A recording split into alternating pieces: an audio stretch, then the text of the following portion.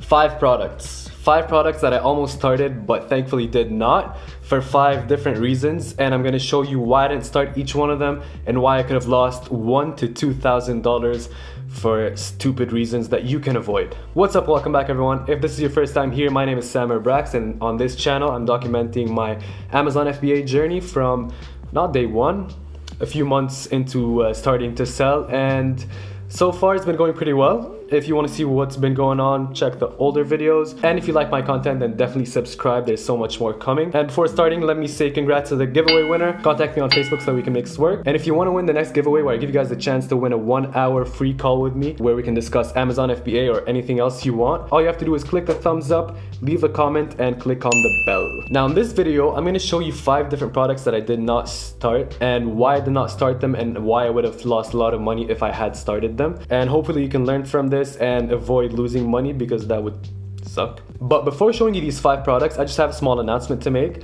This channel is getting close to 1,000 subscribers, and honestly I think that's crazy. Like, I want to say thank you to all of you who are subscribed, and thank you for your continuous support. Thanks for letting me do this. I mean, it's been a lot of fun. I really enjoy doing this. I know 1,000 subscribers isn't much, but to me, I mean, that's crazy. So thank you, and I've been thinking of doing something to pay it back, and here's what we're gonna do. So from now until I get to 1,000 subscribers, I'm gonna be doing random giveaways. And the first one that I decided to do is a $50 Amazon coupon giveaway. So the way this will work is that I'll leave the code in the description below, and the first person that gets that code, you know, can get that $50. So how do you win that? All you have to do is subscribe, click on the bell, because when you click on the bell, you get notified when I post. So the next time I post and you get a notification, the first person to click on that and to get the coupon will win the $50 coupon code on Amazon. So yeah, this is just the first giveaway. I'm gonna do a few more until we get to 1,000 subs.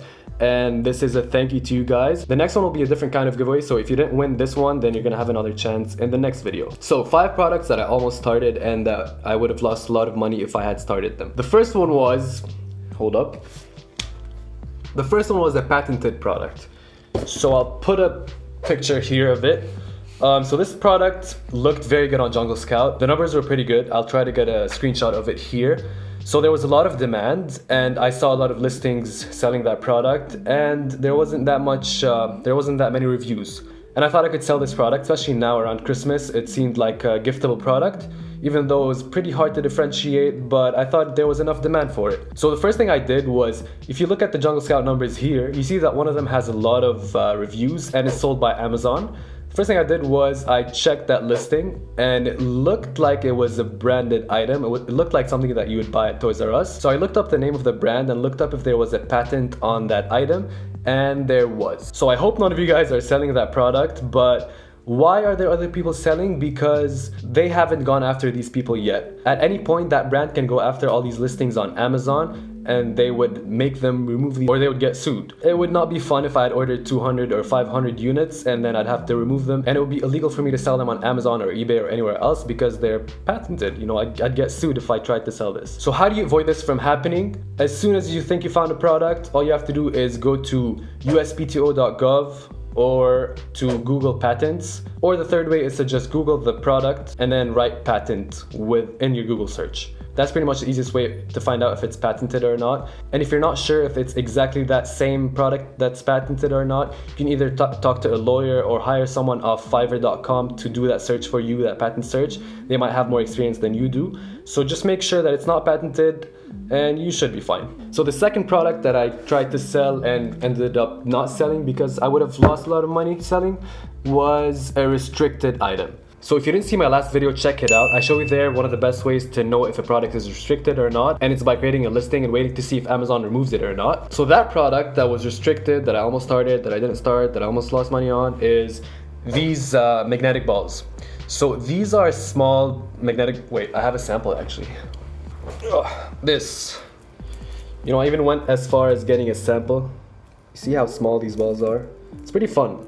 It's kind of a fidget spinner type of product. Anyways, so you see how small these tiny magnetic balls are? So it makes sense that they're dangerous. And the reason why they're restricted on Amazon is because it's happened before that babies swallow these. They might swallow 2 of them and then they attach inside their stomachs. And yeah, it's not fun. So obviously Amazon doesn't want to be responsible if something happens to a baby if they swallow these products. So now I think they're even completely banned from Amazon. I'm not sure, I haven't checked in a while.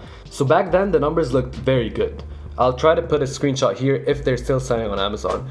The demand was crazy. There weren't that many reviews, and I thought that was a good product. So I created the listing, and then I found out that it was restricted. Not when I created the listing, but I did some research on Amazon. I typed in magnets restricted Amazon on Google, and then that was the first thing that I found. So what this basically says is if each one of these balls is smaller than that radius, then you cannot sell it on Amazon because it's dangerous. So as soon as I saw that, I was like, I'm not even gonna try. What I thought was interesting is that even though I created the listing 2 or 3 months ago and then I removed it right away, Amazon sent me an email last week or this week saying that I need to remove this listing because these products are now banned from Amazon.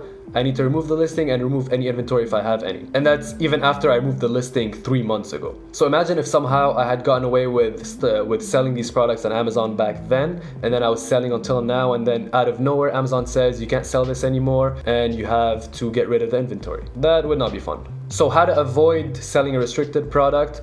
1, do the research, which is what I did for this product. I did some research on Amazon. I saw what was restricted in the category, in the subcategory, or for that specific case, which was magnets. And the second way is to create a listing and a shipping plan, which I showed you how to do in that last video, and I show you how to know if it's restricted or not by creating a listing and a shipping plan. So the third product that I almost started was number 3, something that was non-differentiable. What does that mean? That means that it was something that I just could not think of a way to differentiate. So if you've been selling on Amazon, or if you've been just watching my videos, you know how important it is to differentiate your product. It's very hard to stand out and get sales over your competition if you look like your competition, if your product is exactly the same as everyone else. So differentiation can be a difference in color in the product, a difference in adding something or branding it differently, or just changing that first main image to make it more attractive. So with that product, which was these baby leashes, I think that's what they were called. I think at one point a lot of people started selling them. A lot of FBA people who are in those FBA groups that you and I are in, a lot of people started selling them and they got oversaturated. So that was one problem, but the other problem was that it was just hard to differentiate. Most of them were in blue and red. I saw some in orange, but it was almost impossible to stand out. Everyone had the same listing, everyone had the same main image, everyone had the same product. So why would someone buy yours over theirs? And then on top of that, there was the reason of that many sellers that started it at the same time. So how to avoid this from happening? When doing product research, one of your most important criteria should be, can I differentiate? Can I stand out? Is there a way that I can have a better product and have it stand out when someone is searching through Amazon? If the answer is no, then move on. There's so many more products that you can find. Don't go after this product just because the numbers look good and you just can't think of a way to differentiate. Don't do it. Just don't do it. So the first product that I almost started and did not start was number 4, one with no profits.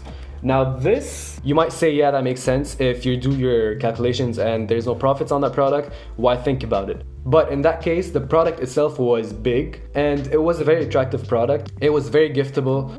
I really liked the product. I thought I'd enjoy selling it, which that in itself was a bad way to think. You should decide on a product because it makes sense on paper, not because you love the product. So if I compared the price of the product on Amazon to the manufacturing costs, it made sense. But then because it was large, shipping was gonna cost a lot. I compared air shipping to sea shipping to whatever else I can think of. The numbers just did not make sense. I could not make any profit on that product. Now, I'm not revealing this product because maybe in the future I get creative and maybe find a way to be profitable with that product. But the moral of this story is that if you can't make a profit or if you can't decrease the minimum quantity that the supplier is asking for, just move on and look for another product, because I've seen people get stuck saying, why can't the supplier decrease the minimum quantity required for the first shipment or lower the price? Just move on. Again, there's so many products that you can find on Amazon. Now the final one, the 5th one, is number 5, a seasonal item. I put this last because it's not always a bad product if it's seasonal. If you time it right, then yes, it could be a good product. I was gonna sell a product that's mostly used in the summer, and I found that product in early August or mid-August. So by the time I would have sourced that product and started selling, it would have been September or October, and I think by then the demand for that product would have decreased a lot. So again, sorry I'm not sharing this product, but the reason is I might start it next summer. If I had found that product in let's say April, maybe it would have made sense to start it. So to avoid this issue and to know if a product is seasonal or not, there's a Chrome extension. I'll link it in the description below. It's free. I don't get any money if you get it, and it's free for you. So this is what it looks like. When you go to any listing on Amazon, it shows you a graph of the ranking over time. And the ranking is directly correlated to the sales. So if you see a consistent graph throughout the whole year, so that means that the listing is doing the same amount of sales relatively throughout the whole year. But if you see some dips or some changes during the summer or during the winter or during whatever season, then that means that it's only selling during that season. So then you'll know that it's a seasonal product and you'll know when to start it or when to not start it. So that's it for this video. I hope it was helpful for you guys. I hope you learned a few things. I hope you don't lose 1,000 or 2 starting Amazon FBA. Please avoid making one of the 5 mistakes that I almost did. And if you have any questions, maybe something that I forgot to cover in this video,